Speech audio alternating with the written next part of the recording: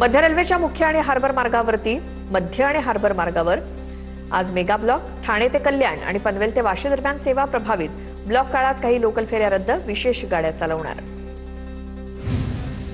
कसारा ते इगतपुरी मार्गावरती 6 दिवसांचा विशेष ब्लॉक. सीएसएमटी ते कसारा लोकल सेवा बंद राहणार. 17 ते 22 मे दरम्यान प्रवाशांना पर्यायी प्रवासाचा फटका. भांडूपच्या काँग्रेस नगरसेविकेसह कुटुंबावरती पोलीस ठाण्यात गुन्हा दाखल. आशा कोपरकर यांच्यासह 2 मुली आणि जावयाविरोधात गुन्हा दाखल.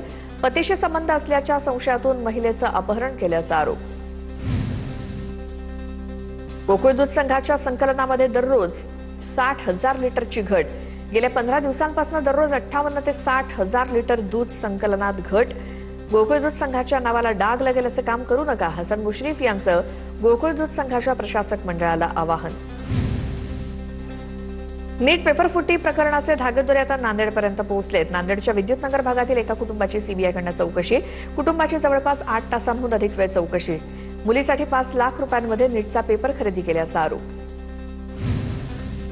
ऑनलाईन स्वगणनेला राज्यात अल्प प्रतिसाद. केवळ 11 लाख कुटुंबियांची नोंदणी पूर्ण. पुणे अव्वल, तर आजपासून घरोघरी जनगणना मोहीम. पुण्याच्या ओतूरमध्ये लॉजमध्ये महिलेचा संशयास्पद मृतदेह आढळला. मृत्यूचं कारण अद्याप अस्पष्ट. पोलिसांचा तपास सुरू. शवविच्छेदन अहवालानंतरच मृत्यूचं गूढ उकलणार. वाशीमध्ये पेट्रोल पंपावर डिझेलसाठी लागलेल्या रांगेमध्ये हाणामारी. नंबर लावण्याच्या कारणावरून काही जणांमध्ये वाद. एकमेकांना डिझेलच्या कॅननं मारहाण केल्याचा प्रकार. हाणामारीचा व्हिडिओ सोशल मीडियात व्हायरल. धाराशिवच्या भूममधील राड्या प्रकरणी 150 जणांवरती गुन्हे दाखल. 35 जणांना अटक. राड्यातील आरोपींना भूम न्यायालयाकडनं 3 दिवसांची पोलीस कोठडी. भूमच्या गोलाई चौकामध्ये झेंडा लावण्यावरून 2 गटात वाद झाला. बीडमध्ये भर रस्त्यात तरुणींना थोबाडीत मारल्यामुळे तरुणाची आत्महत्या.